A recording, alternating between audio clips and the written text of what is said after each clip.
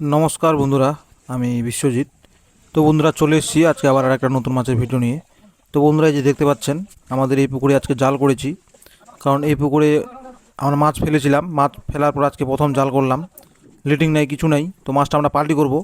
তো এই পুকুরে আমাদের শুধু কাতল মাছ আছে, মানে এই পুকুরের কাতলটা শুধু পার করে নিয়ে যাব। আর কিছু রুই বাড়াবে, যা হয় মোটামুটি 1500-2000 পিস ওরকমই হবে রুই। আর পুকুরে জল বেশি, অনেকটা জল, কারণ পুকুরে অনেকটা জল বেড়ে গেছে। পুকুরটা এমনিতে 6-7 বিঘা হবে, এখন পুকুরে যতটা জল ভরে গেছে মোটামুটি 9-10 বিঘা হয়ে যাবে। মানে পুকুরের ঘাবাড়িগুলো সব ভরে গেছে, যে জমিগুলো ছিল পুরো জলে জল হয়ে গেছে একদম। তো জমির উপরে জল উঠে গেছে। তো বন্ধুরা যে দেখতে পাচ্ছেন মাছ বাছাই চলছে আমাদের, মানে আপা খাটানো হচ্ছে আর মাছ বাছাই শুরু হয়ে গেছে। তোর কাতলের সাইজ ওরকমই হবে, আমাদের গোরান মোটামুটি 1200 গ্রাম, মানে কিলোর উপরে। এর আগের দিন আমরা যে কাতলগুলো পার করেছিলাম সেই কাতল ছিল আমাদের 700-800 গড় ওজন।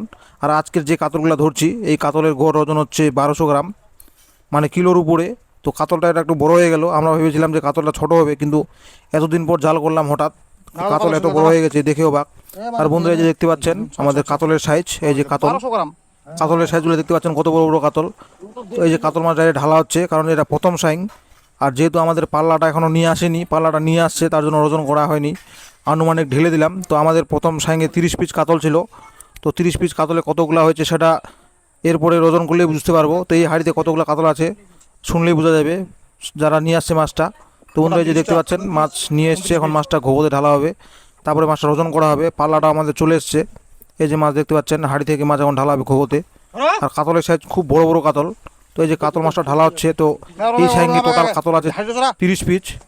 30 পিস কাতল এসছে, মানে 30 পিস কাতল নিয়ে এসছে। এখন 30 পিস কাতল কত ওজন আসে দেখলেই বুঝতে পারবেন বন্ধুরা, মানে কত আসে গড় ওজন। তো এই যে দেখতে পাচ্ছেন মানে কাতলটা ঘোবতে ঢালা হয়ে গেল, এখন ওজন করা হবে। কারণ 30 পিস কাতল আছে, 30 পিস কাতলে কত ওজন আসে তো বন্ধুরা দেখতে মানে ওজন করলে বোঝা যাবে। তো আমাদের আনুমানিক আইডিয়া যে 1200 গ্রাম হবে কাতলের সাইজ। তো এই যে ওজন করা হচ্ছে, দেখতে পাচ্ছেন হাঁড়িতে ঢালা হচ্ছে ওজনের জন্য। তো এই যে ওজন করা হলো। তো একটা ছোট রুই মাছ আছে হাঁড়িতে, ওটা ফেলে দেওয়া হলো আর ওজনটা দেখা হলো। তো 40 কেজি হলো বন্ধুরা, 30 পিস কাতল 40 কেজি।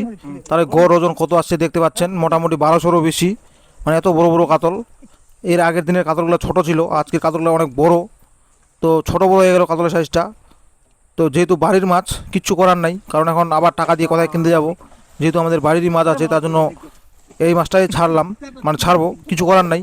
হোক 1200 আর 1300, যা হবে হবে।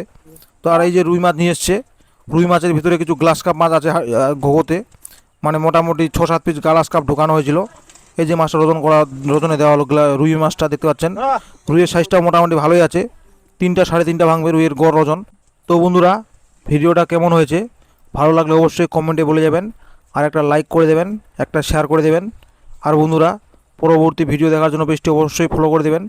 তো থ্যাংক ইউ বন্ধুরা পুরো ভিডিওটা দেখার জন্য।